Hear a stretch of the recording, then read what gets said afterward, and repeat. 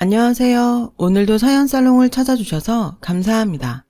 저는 40대 중반 변호사예요. 여러분께서는 꿈이 있으셨나요? 있으셨다면 어떤 꿈이었나요? 저와 저의 시댁 식구들에게도 꿈이 있었답니다. 저는 변호사라는 꿈을 이루었고 남편도 동시통역사라는 꿈을 이루었죠. 다른 시댁 식구들 또한 모두 꿈을 이루고 부족함 없는 삶을 살고 있어요.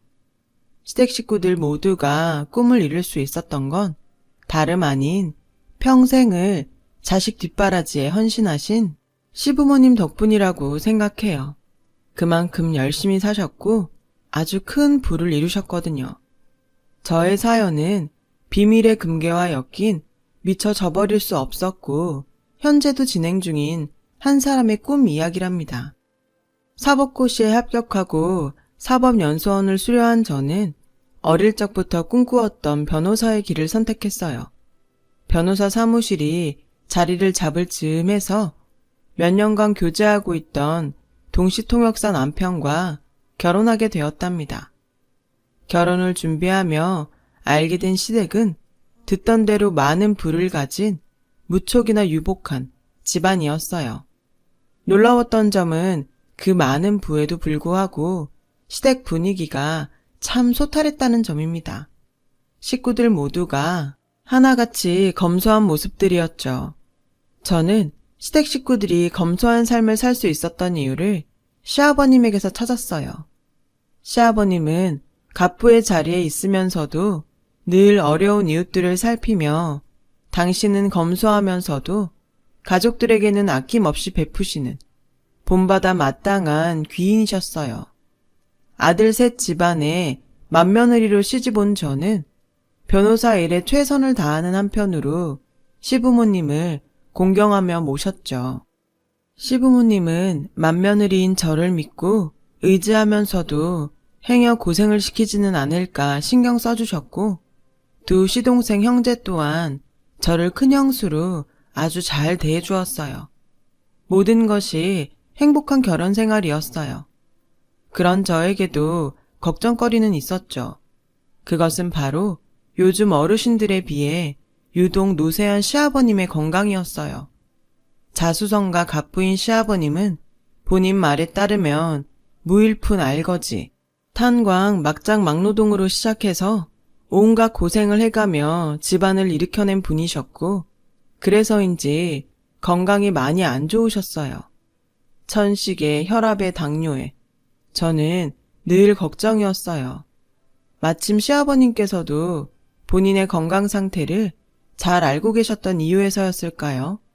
어느 날 연락도 없이 저희 사무실을 찾아오셨더라고요. 놀랍게도 재산 상속을 논의하기 위해서였죠. 예, 며느라, 너 변호사 맞지? 그럼요, 아버님. 상담 내용은 절대적으로 비밀 지켜드릴 테니까 편하게 말씀하세요. 내가 우리 식구들 중에 너를 가장 믿고 의지하는 것도 알고 제가 아버님을 많이 존경하는 것도 아시고요. 말만으로도 고맙구나. 그래서 하는 말이니 늙음하게 노망났다는 생각은 하지 말아주렴. 저와 시아버님 단둘만 있던 사무실에서 시아버님께서는 괜히 주변 눈치를 살피고 나서야 저에게 뜻밖의 사진 한 장을 건네셨어요. 제 입장에서는 대부분의 사람들이 이름 한자 알지 못하는 무명 남성 트로트 가수의 사진이었죠. 트로트 가수의 사진 속 앳된 모습으로 미루어 보건대 대략 20대 후반을 넘지 않는 나이에 인물 같더군요. 또한 시아버님과는 한 차례도 직접 만나기는커녕 연락처도 모르는 일면식조차 하나 없는 사이라고 하셨어요. 제가 고개를 갸웃하는 찰나에 시아버님의 충격적이면서 은밀한 비밀 이야기가 이어졌어요. 놀라지 말고 들으렴. 내 은행 금고 몇 군데에 금괴 무더기를 맡겨둔 것이 있단다. 아, 네, 금괴요? 현금으로 바꾸면 100억이 좀 넘을 거야. 가족들 누구도 내 시어머니한테도 입 뻥긋하지 않았던 자산인데. 아버님, 그 큰 재산을 왜 숨겨오셨는지 여쭤도 될까요? 집안 분위기가 누구 하나 유산 욕심내고 그런 분위기도 아니잖아요. 일부러 숨긴 건 아니다. IMF 때 회사 망할 뻔했던 일을 겪은 뒤로 사업상 조금씩 만들어둔 비상금이었는데 이게 시간도 많이 지났고 워낙 고액이다 보니 선뜻 입 밖으로 이야기가 나오지를 않더구나. 그러시다면 한 가지만 더 여쭐게요. 지금 저에게는 솔직해지셔야 해요. 그래야 원하시는 방향으로 재산 분할을 도와드릴 수가 있어요. 걱정하지 말렴. 불법적인 돈은 전혀 아니야. 그 금괴 무더기 전부를 이 트로트 가수에게 상속할 테니 절차를 준비해 주었으면 한다. 그 말씀을 듣는 순간 머리가 복잡해졌어요. 무명의 트로트 가수에게 어떻게 연락을 해서 상속 의사를 묻고 법적 절차를 밟아나가지? 이렇다 할 소속사도 없는 데다가 이름도 보아하니 예명인 것 같고 더욱이 워낙에 무명이라 찾기가 쉽지 않을 텐데.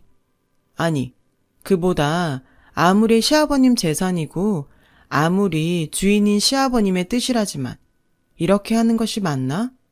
그렇게 복잡한 생각으로 며칠을 보낸 후 다시 시아버님과 따로 뵐 것을 요청했어요. 혹시 오해가 있으실까 봐서 미리 말씀드릴게요. 저는 아버님의 재산에 어떠한 욕심도 없어요. 그럼 네가 어떤 며느린데 내가 제일 잘 알지. 그리고 지금은 변호사에게 이전에 아버님 며느리로서 아버님 자식으로서 한 말씀만 드리려고 해요. 들어주시겠어요? 해보렴. 허튼 소리 하는 법 없는 아이니.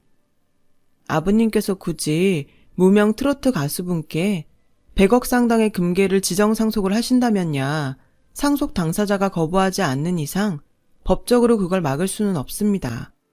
순간 노세연 시아버님의 얼굴에 화색이 돌더군요. 그러나 죄송하게도 저는 말을 멈출 수가 없었어요. 그래도 아버님, 이건 시어머님과 평생을 함께 일군 재산이잖아요. 시어머님께서 든든하게 뒷받침해 주신 덕분에 모을 수도 있었던 재산이잖아요. 그러니까요, 아버님. 내 시어머니에게 상속을 하는 것이 맞다. 그런 말이니? 최소한 시어머님과 상의라도 한번 해본 다음에 결정을 하시는 쪽이 도리에 맞지 않은가 하는 것이 저의 의견이에요. 예끼, 내가 그동안 너를 잘못 본 모양이구나. 자식이라면서 부친 마음도 몰라주고. 일단 진정하시고요, 아버님. 일 없다. 내 다른 변호사 알아보마. 난생 처음 마주한 시아버님의 역정내는 모습에 저는 고개를 숙일 수밖에 없었어요. 거듭 말씀드리지만 100억 넘는 금괴? 진정 욕심 하나 없었습니다. 다만 변호사로서의 자아와 자식 며느리로서의 자아가 충돌했을 뿐이죠. 변호사의 자아는 시아버님의 뜻대로 무명 가수에게 금괴 상속 절차를 밟아야 한다 주장했고, 며느리의 자아는 시어머님과 함께 일군 재산인 만큼 시어머님과의 논의가 필요하다는 생각이었죠. 물론 가족들에게는 아버님의 비밀을 철저히 지켜드렸어요. 그것이 제가 시아버님께 지켜드릴 수 있는 마지막 신뢰였으니까요. 하지만 시아버님의 비밀은 오래지 않아 스택 식구들 모두가 알게 되었어요. 가족들 몰래 은행 금고에 넣어둔 금괴가 있다는 사실부터 그 금괴를 혈연은커녕 실제로 얼굴 마주한 적도 없는 무명 트로트 가수에게 모두 상속하려 한다는 이야기까지 전부요.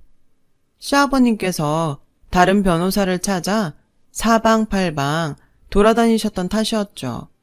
다른 변호사들로부터 수임을 모두 거절당하셨고요. 변호사 입장에서는 그럴 수밖에 없겠다 싶더군요. 저야 시아버님의 청렴결백한 댐댐이를 훤히 알고 있었기에 100억 상당의 금괴가 불법적인 재산이 아니라는 말씀을 대번에 믿었지만 시아버님을 잘 모르는 변호사들 입장에서는 섣불리 나서기 어려웠을 테죠. 문제는 그 금액이 너무 컸다는 데 있었어요. 평소 소탈하고 화목했던 시댁 분위기가 100억이라는 소리에 단번에 뒤집혀버리더군요. 시어머님께서는 일면식도 없는 남에게 그 큰 돈을 상속하려 하시는 시아버지를 향해 큰 배신감을 표하셨고, 시형제들은 그런 시아버님을 비난하며 어차피 일면식도 없는 사람에게 줄 거라면 서로 내가 더 갖겠다며 헐뜯기 시작했어요. 시아버님의 생각이 어떤지는 누구 하나 묻지도 따지지도 않은 채 말이죠. 저는 일단 남편부터 다잡으려고 했죠. 당신 지금부터 내가 하는 말 잘 들어? 안 들어도 알아. 뭐? 100억 숫자에 눈 멀어서 동생들이랑 똑같이 행동하지 말라는 거잖아. 당연하지. 나도 당연하지. 어디까지나 아버지 재산이야. 함부로 눈독 들여서도 안 되는 거고 그럴 생각도 없어 난. 이제야 좀 안심이 되네. 고마워. 그리고 다행이다. 집안에 제정신 박힌 사람이 나 혼자가 아니어서. 안심은 나중에 하자. 지금은 아버지가 먼저잖아. 내 말이 당신 혹시 아는 얘기 없어? 아버님한테 무슨 사연 같은 거라도 있다던가. 글쎄, 알잖아. 자식들 걱정시킬까봐 힘든 시절 얘기는 어지간하면 입 밖으로 안 내는 분인 거. 저희 부부는 시아버님의 행동에는 무슨 사연이라도 있는 것 같다는 걱정을 키워갔어요. 그러거나 말거나 100억 금괴를 향한 시동생들의 다툼은 날로 커져갔죠. 이에 충격받은 시어머니께서 실신까지 하시던 날, 가뜩이나 집안이 아수라장이 되어 있는 상황에 또 하나의 비보가 전해지더군요. 노세한 시아버님께서 무명 트로트 가수를 만나기 위해 왕복 8시간짜리 먼 길을 혼자 떠나셨다가 갑작스러운 저혈당 증세를 보이며 응급실에 실려왔다는 소식이었어요. 소식을 접한 모든 시댁 식구들은 곧장 응급실로 향했죠. 다행스럽게도 시아버님은 저혈당 쇼크에서 순조롭게 회복 중에 계시더군요. 그런데 병석에 누워 계신 시아버님을 향해 두 시동생의 막말이 쏟아졌어요. 그 가수가 사실은 숨겨둔 자식이 아니었냐는 둥, 젊은 첩 하나 얹어두고 두 집 살림하는 줄 진작에 눈치채고 있었다는 둥, 차마 자식으로서 입에 올려서는 안 되는 말들이었죠. 이래저래 충격에 휩싸인 시어머니는 시아버지를 향한 원망스러운 마음과 배신감이 가득 담긴 눈물만 쏟아내었을 뿐이었고요. 저와 남편은 일단 그 상황으로부터 시아버님을 떼어놓아야만 했어요. 저희 부부는 두 시동생의 분노로부터 노세현 시아버님을 격리시키기 위해 급히 신혼집으로 시아버님을 모셨죠. 시아버님께서 안정을 찾고 난 뒤에서야 조심스럽게 심리상담을 권했어요.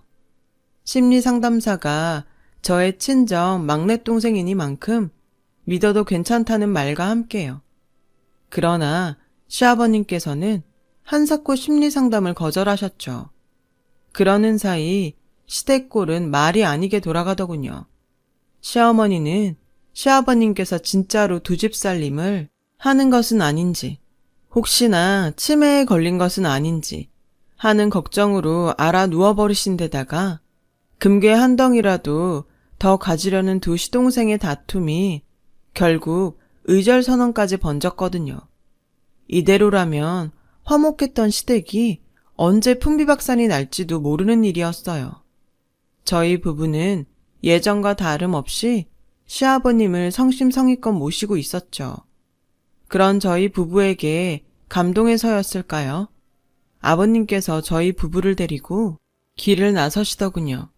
가슴 졸이며 도착한 곳은 다름 아닌 친정 막내동생의 심리상담센터였어요. 시아버님의 고백의 말은 이렇게 시작되었습니다.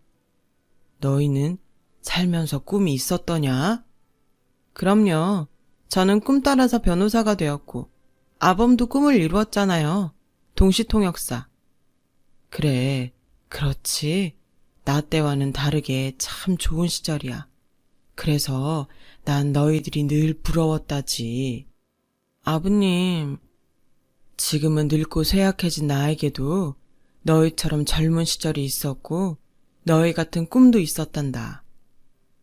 어떤 꿈이셨는데요? 노인네가 하는 얘기 듣고서 괜히 웃지나 말려무나. 아버님도 참, 저희는 아버님 편이에요. 그걸 알고 계시니까 저희랑 같이 상담받으러 오신 거잖아요. 편하게 들려주세요. 알고 싶어요, 진심으로. 시아버님께서는 꿈꾸는 소년과 같은 얼굴과 목소리로 말씀하셨어요. 내 꿈은 가수였어. 시아버님께서 아주 어릴 적부터 품어오셨던 꿈, 가족 모두에게 비밀로 붙였던 그 꿈은 바로 노래였어요. 가수가 되는 것이었죠. 꿀꿀이죽으로 연명하던 어릴 적에는 먹고 살기 힘들어 억눌러야만 했던 꿈이었어요. 가진 것이라고는 맨몸밖에는 없던 시아버님께서는 노래 대신 탄광 막장에 들어가 석탄을 캐야만 했다더군요. 청년이 된 뒤에는 가정과 자식 건사하기에 바빠 또 억눌러왔던 꿈이었다고요. 탄광 막장 광부로 건강을 상해가면서까지 모아둔 돈으로 자식들에게는 가난을 물려주지 않기 위한 사업을 시작하셨고, 직원들 가족의 생애까지 거느린 사장의 무게까지 어깨에 짊어져 버린 탓에 노래를 부르는 무대라고는 회식 자리에서 소주병에 숟가락을 꽂아 만든 마이크 무대가 고작이었답니다. 중년 초반부에 이미 큰 성공을 거두었지만 그 이후로 노년까지는 늦바람 났다는 취급이나 받을까 두려워서 또다시 억눌렀던 꿈이었고, 근래에는 노쇠한 건강 탓에 도무지 엄두가 안 나는 상황이었죠. 그러던 중에 지하철 무료신문에서 본 젊은 무명 트로트 가수의 사연이 눈에 들어오더구나. 요즘 젊은이들답지 않게 나처럼 고생이 참 많은 삶을 살았던 모양이야. 먹고 살려 막리라며 고생한 상황도 얼추 비슷하고. 그래서 마음이 흔들리셨던 거네요. 똑같이 어려운 상황이었지만 매 순간 억누르는 삶을 살아오셨던 아버님과는 다르게 그 젊은 무명 가수는 꿈을 향한 도전을 선택했으니까요. 아무렴 꿋꿋하고 당차게 이겨나가는 모습이 참 예뻐 보이더라. 그럼에도 여태 무명인 모습은 무척이나 안타까웠고. 내 말이 납득이 가든? 네, 충분히 이해합니다. 도와주고 싶으셨던 거였네요. 그 청년의 꿈을 지켜줄 겸, 아버님 평생에 한풀이도 할 겸. 그러니 이제는 내 뜻대로 해주지 않으련. 이 100억 금괴를 그이에게 다 주어도 전혀 아깝지가 않다 이 몸은. 아직이요. 아직 부족해요. 돈이 모자라? 아니요. 제일 중요한 말씀을 빼놓으셨다고요.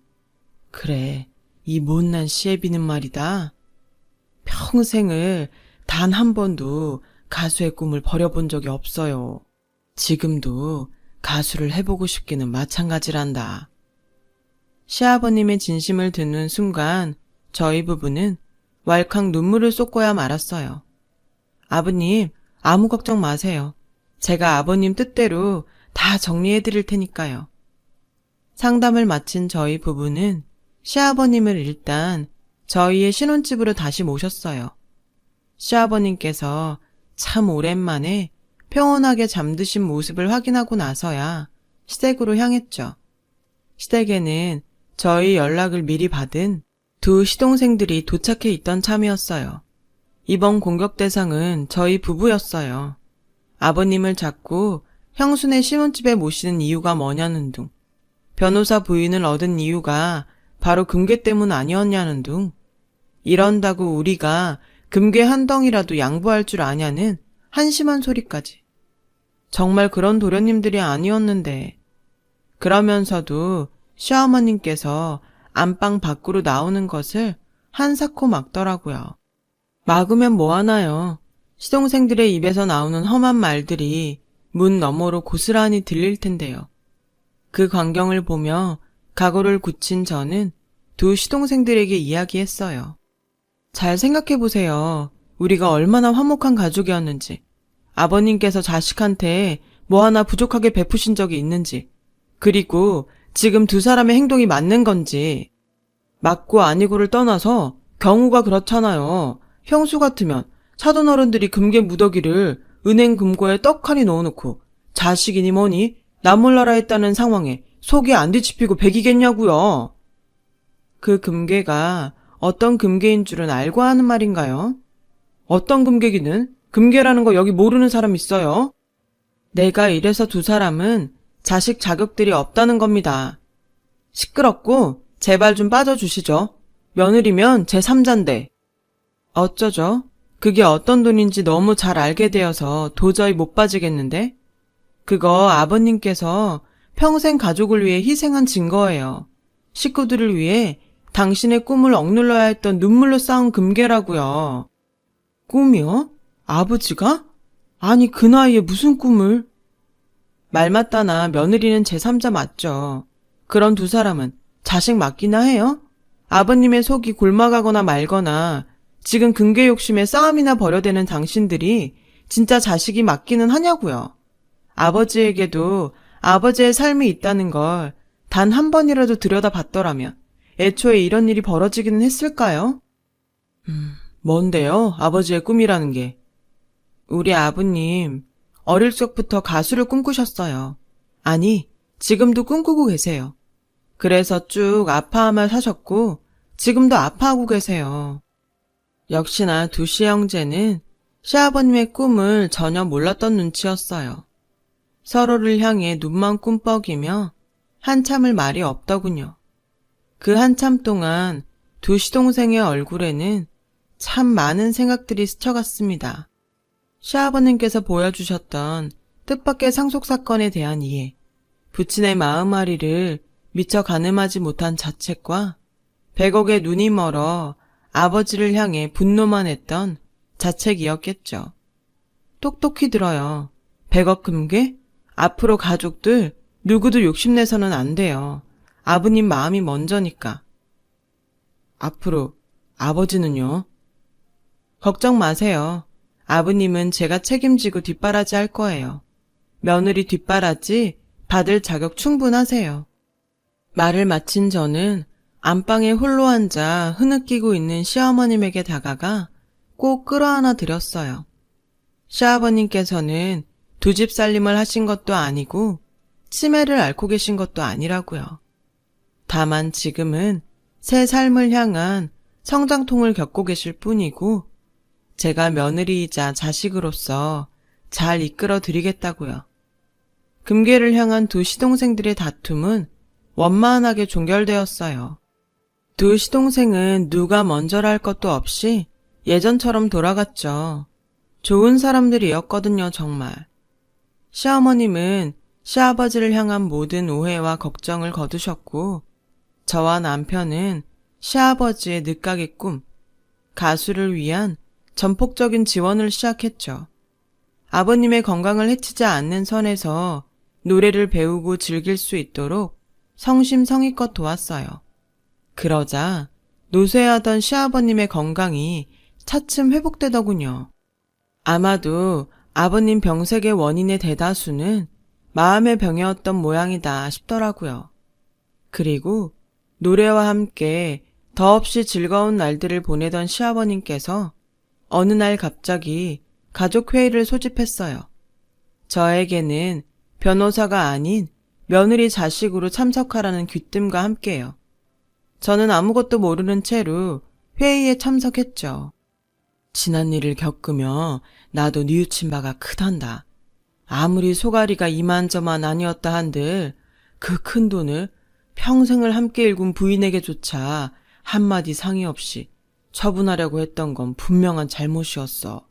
내가 어리석었다. 그런 말씀하지 마세요, 아버님. 가족들 누구도 원망하는 사람 없어요. 이제는 모두가 이해해요. 알지 그럼. 그래서 며느리 너에게는 늘상 고마운 마음뿐이야. 여튼 문제가 되었던 그 금괴는 앞으로 내 꿈을 위한 자금인 셈 치련다. 물론 가족 모두가 동의를 해준다면야. 모든 가족들이 흔쾌히 동의하자 시아버님께서 말씀을 이어가셨어요. 그래, 다들 동의해 주었으니 이제 그 금괴의 상속자는 우리 큰며느리다. 네? 왜, 싫으니? 이래도 되나 싶어서요. 시동생들한테 재산에 눈독 들이지 말라고 해놓고 그 재산을 제가 받아버릴 수는 없는 거잖아요. 저도 재산에 욕심 없기는 마찬가지고요. 그 순간 두 시동생이 저에게 환하게 웃어주었어요. 받아요, 형수. 아버지가 형수 뒷바라지 받을 자격 충분한 만큼 형수도 그 돈 받을 자격 충분해. 대신 우리 아버지 잘 부탁합니다. 자식들이 못 알아준 아버지 마음, 그걸 형수가 잘 보듬어 주세요. 형수가 아버지 감동시켰던 모습만 평생 지켜준다면야 오히려 우리가 고맙죠. 가족회의 만장일치로 그 금괴의 주인은 저로 정해지는 분위기였어요. 시아버님은 난처해하는 저의 손을 잡으며 앞으로의 변치 않을 믿음을 전하셨고, 저는 그런 시아버님의 뜻을 차마 거스를 수는 없었기에 100억 금괴의 상속자가 되었답니다. 그리고 형제들과 다 같이 나누었어요. 그건 제 것이 아니잖아요. 그렇게 지금 시아버님께서는 오늘도 노래와 함께하며 즐거운 날들을 보내고 계세요. 마음의 병이 완치된 덕분인지 건강을 완벽히 회복하셨고, 요즘은 연세에 비해 유독 노쇠하던 모습은 온데간데 없이 20살은 아래로 보일 정도로 정정해지셨어요. 그리고 저는 변호사이자 믿음직한 맏며느리, 큰 형수의 삶을 이어가고 있답니다. 시작한 김에 데뷔하실 노래도 녹음 준비하고 있어요. 누가 알아주지 않으면 어떤가요? 아버님께서 저리 즐거워하시는데요. 아버님과 가족 모두가 잘 알고 있어요. 시아버님께서 가수 데뷔의 꿈을 이루기는 쉽지 않다는 것을요. 하지만 아버님, 저와 남편, 시댁 식구들 누구 하나 개의치 않아요. 일면식도 없는 무명 트로트 가수를 향해 보내던 아버님의 진심 어린 응원을 보면서 비로소 깨달았으니까요. 꿈을 향해 도전하는 시간만으로도 충분히 가치 있고 충분히 행복하다는 것을요. 그런 시아버님이 존경스럽습니다. 여러분의 꿈은 무엇인가요? 긴 이야기 들어주셔서 감사합니다. 여러분, 사연 댓글에 응원과 현명한 조언 부탁드려요. 좋아요와 구독은 저에게 큰 힘이 됩니다. 오늘도 좋은 일 가득하세요.